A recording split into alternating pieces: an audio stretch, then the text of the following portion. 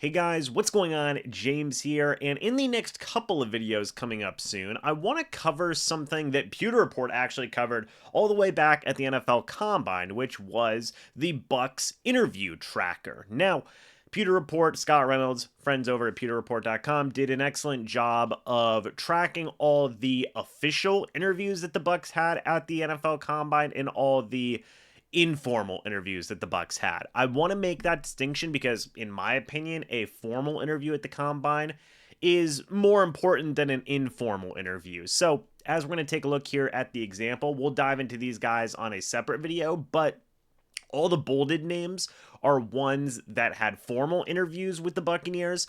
All the non-bolded names had informal interviews. And I feel like there's some really good information here and some pretty good draft prospects to talk about. So today we're going to be starting with the quarterbacks. Now, as you can see, the Bucs did not interview a lot of quarterbacks at the Combine. You had 4 formal interviews and 1 informal interview. Firstly, in the case of the informal interview with Kentucky quarterback Devin Leary, that one I will mention because it does make sense. He has a connection with current Bucs offensive coordinator Liam Cohen. So yeah, I think that most Kentucky offensive players are going to have some type of formal or informal interview with the Bucs in these videos that we're going to be covering. But there are some interesting names here. Michigan quarterback J.J. McCarthy, Washington quarterback Michael Penix Jr., Tulane quarterback Mike Pratt, and South Carolina quarterback Spencer Rattler are all names that are here. Firstly, in the case of J.J. McCarthy, really interesting quarterback prospect. He did just win a national championship, which I got to give him props to that. That is not an easy thing to do, but in no way, shape, or form is J.J. McCarthy going to be in the draft range of the Buccaneers. I believe he's right now even projected to go as high as like number 2 or number 3 as of the recording of this video. So, no, I don't think the Bucs are going to be interested in J.J. McCarthy or really even a quarterback in the first round for that matter. What's interesting about these next couple of guys, Michael Penix, Mike Pratt, Spencer Rattler, these are all guys who could go in rounds 2 to 4. And I want to make this distinction.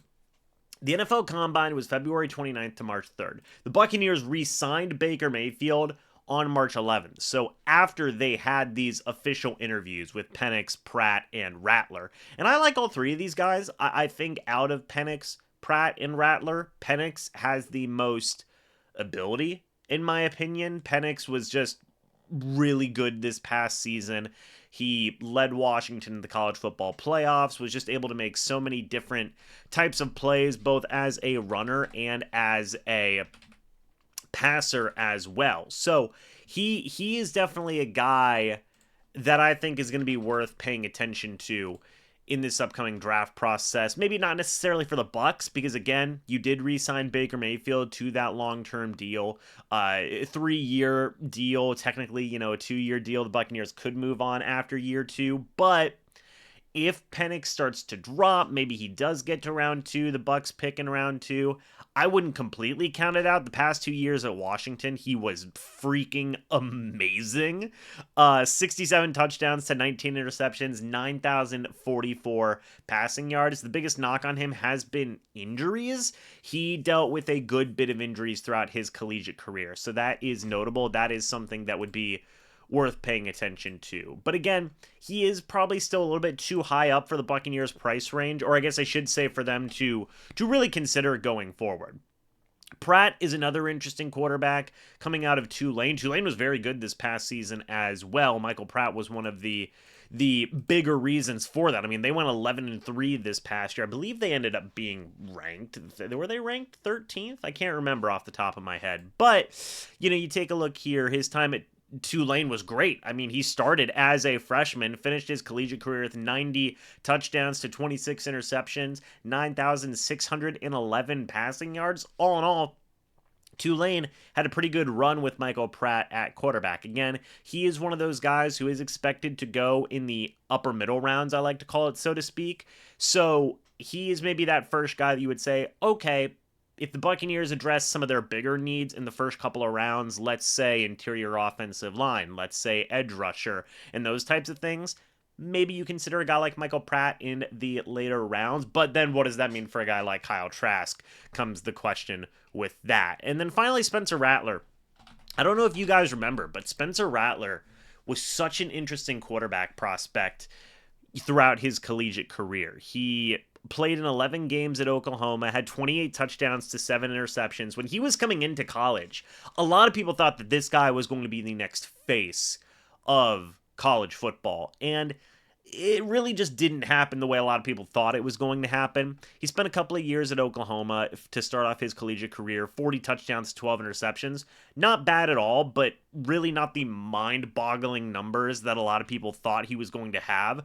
A lot of people thought that this dude, redshirt sophomore or a junior going to the draft, going to be like a number 1 overall pick type guy. That's what a lot of people thought, and it just didn't happen. He eventually was benched at Oklahoma, actually, and eventually made his way over to South Carolina, where he put up some fine numbers, 37 touchdowns, 20 interceptions, 6,212 passing yards. Rattler is, again, an interesting quarterback prospect. He was benched for Caleb Williams, who is going to be the number 1 overall pick in this upcoming draft. So Oklahoma made the right call there, but Rattler went off and did his own thing, getting away from Caleb Williams, getting away from that Oklahoma shadow, so to speak.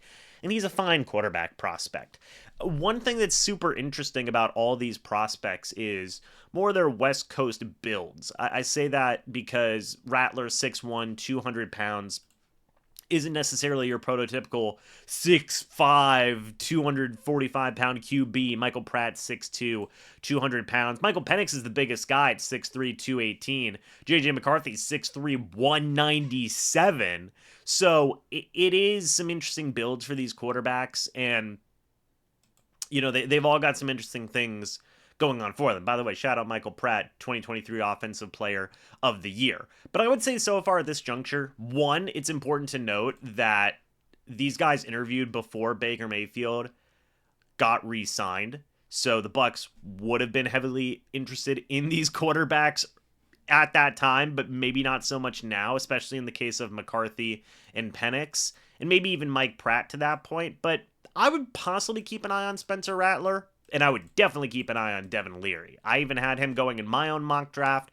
So I think the re-signing of Baker Mayfield changes, of course, how you view where the Bucs should draft a quarterback. If Baker Mayfield was not on this team right now, yes, you would probably even consider Michael Penix in the first round if you're the Bucs. J.J. McCarthy, I still don't think would be there, but you would consider Penix, and you would heavily consider guys like Pratt and Rattler, maybe even in the later rounds as well, to compete with Kyle Trask. But now, given the Mayfield's there, Kyle Trask is entrenched as the backup, and you brought back John Wolford, it would be definitely more of a luxury pick, just more of a developmental guy, if anything. And I feel like really the only guy that would make sense out of this list would probably be Devin Leary. Everybody else is either way too early for the Bucs price range, or would be more of a luxury pick in the middle rounds, to where the Bucs should probably just go elsewhere. But I'd love to get your guys' thoughts and opinions about this down in the comments section below. Let me know your thoughts and opinions about these quarterbacks the Bucs met with at the NFL Combine. Are there some of them that you like, some of them that you don't like? Which one of these guys would you want the Buccaneers to take, knowing everything that you know right now about what this team's makeup is moving forward? Love to get your guys' thoughts and opinions on that. But anyway, guys, thanks so much for watching this video. Hope y'all enjoyed. And as always, guys, I'll see you all in the next video or the next live stream. But until then, and as always, guys, goodbye for now, and go Bucs.